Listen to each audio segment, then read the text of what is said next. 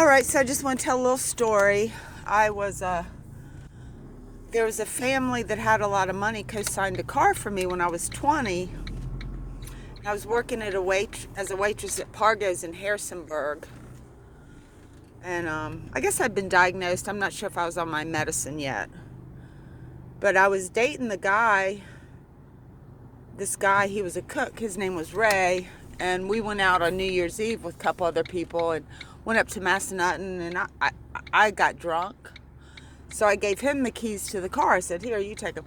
But somehow I got way too drunk. I was going to drop him off at his apartment and then go home, but I was drunk, and I was like, "Can I stay?" And he said, "No, my girlfriend's coming home. She's a ski instructor at Wintergreen." I didn't know he had a girlfriend. He never mentioned that. So anyway, I got in the car and I drove a little ways, and I guess I fell asleep, and I ran off the road and hit a mailbox.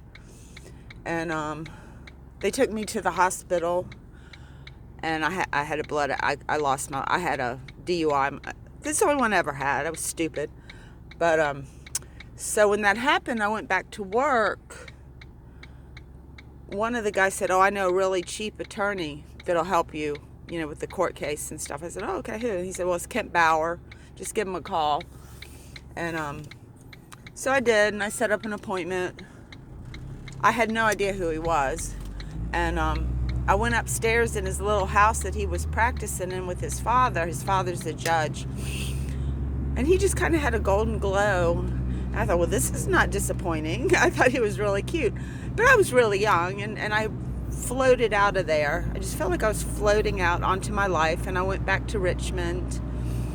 And he called me and he said, "I need your driver's license. I've turned it in." And I said, "I don't have it." I lied. And I thought, gosh, I want to go out with this guy. But he never called. He might have had a girlfriend. I think he had a girlfriend at the time. But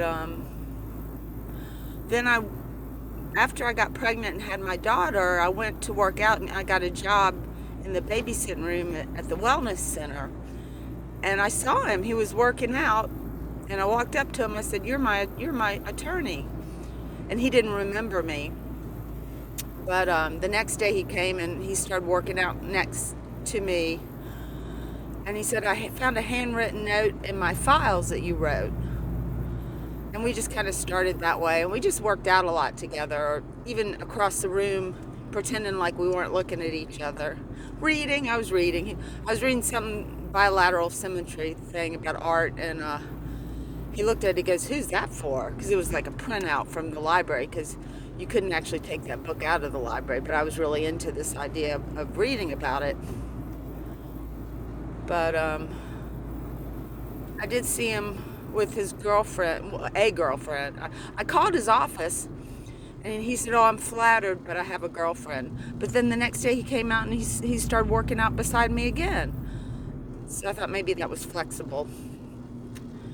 But people thought we would date. I remember I used to hang out with this Paula girl, and she said that she had a free ticket to a jazz concert, but I didn't get the message.